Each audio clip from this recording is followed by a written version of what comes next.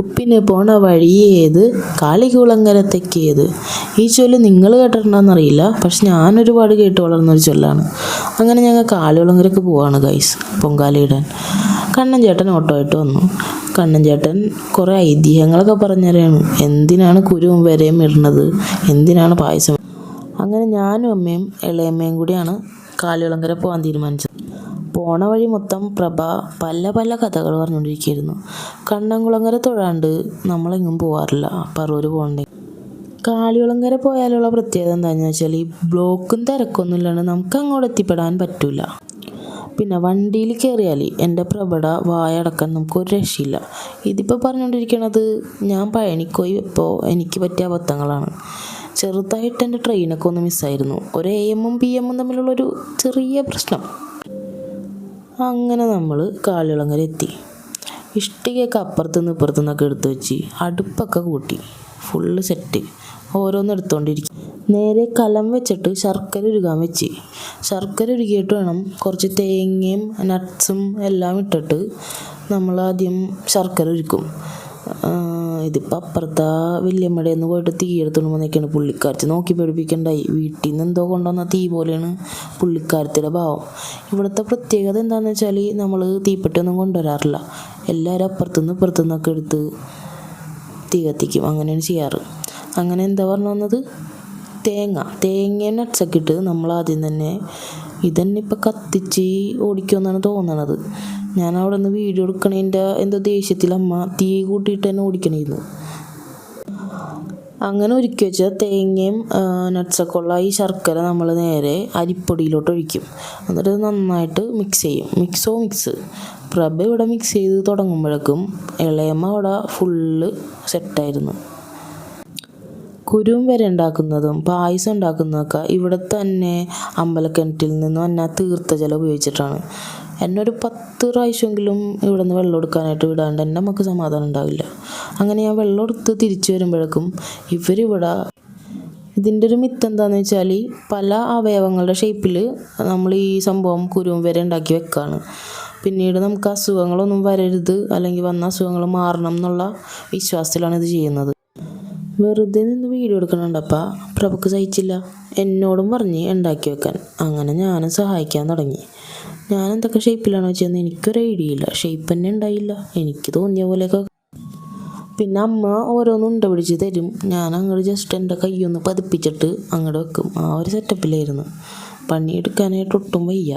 ഇതാകുമ്പോൾ അമ്മ തന്നെ അങ്ങോട്ട് വെച്ചാൽ മതിയല്ല എന്ന് വിചാരിക്കണം. എന്തിനാണപ്പാ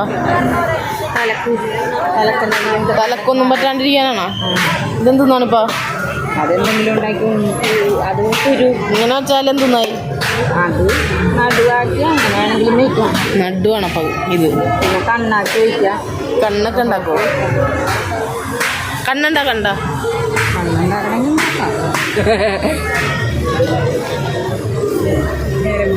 എവിടെ?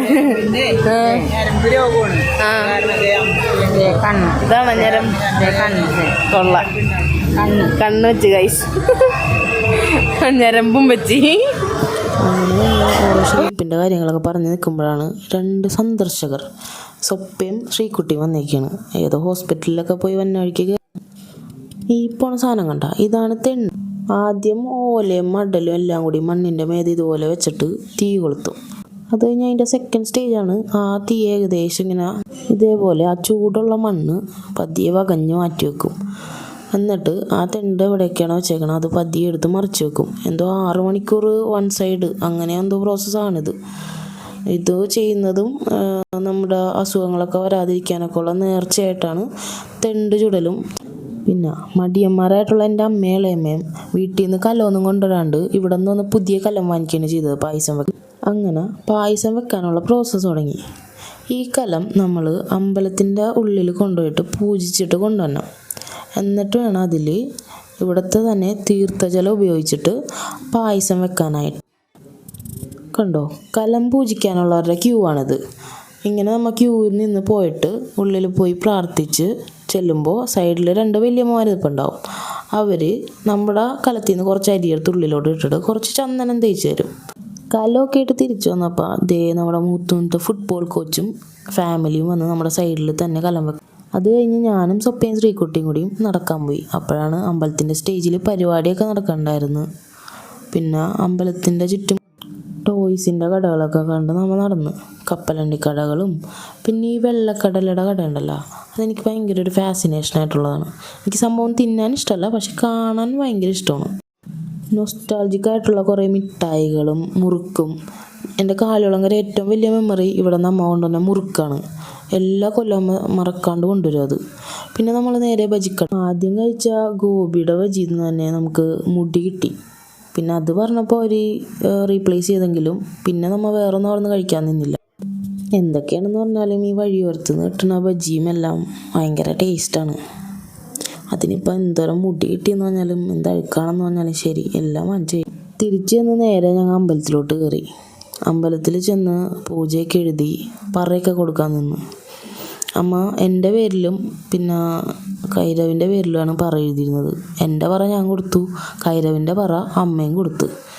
അങ്ങനെ തൊഴുതിറങ്ങി തിരിച്ചു വന്നപ്പോഴേക്കും നമ്മുടെ പായസം ഏകദേശം തിളച്ച് പൊന്തണ സ്റ്റേജിലോട്ട് എത്തിയിട്ടുണ്ടായിരുന്നു. എൻ്റെ ഒരു വേറെ കസിൻ ചേച്ചി വന്ന്.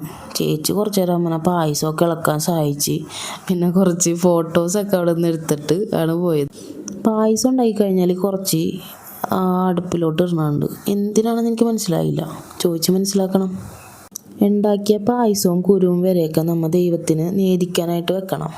അതിനായിട്ട് ഓരോ ഇലയിൽ നമ്മൾ ഇതൊക്കെ എടുത്തിട്ട് കൊണ്ടുപോയിട്ട് അമ്പലത്തിൻ്റെ ഫ്രണ്ടിൽ വെക്കും. എന്നിട്ട് അത് ആവശ്യമുള്ളവർക്ക് എടുത്ത് കഴിക്കാം കേട്ടോ, പ്രസാദമായിട്ട് എടുക്കാവുന്നതാണ്. അങ്ങനെ കലം വെക്കലും എല്ലാം കഴിഞ്ഞ് നമ്മൾ ഫുൾ പാക്ക്ഡ് ആയിട്ടിരിക്കുകയാണ്. ഇനി കണ്ണൻ ചേട്ടൻ വന്നാൽ നമുക്ക് തിരിച്ചു പോണ വഴിക്കാണ് കണ്ണംകുളങ്ങരയിലത്തെ ദൈവം കാലുകുളങ്ങര ദൈവനെ കാണാനായിട്ട് പോകണം ഈ ചടങ്ങ് നമ്മൾ കണ്ടത്. ഇത് ആദ്യമായിട്ടാണ് കാണുന്നത്. അതോടുകൂടി നമ്മളുടെ ഈ വ്ളോഗ് ഇവിടെ അവസാനിക്കുന്നു. Don't forget to like, share, subscribe.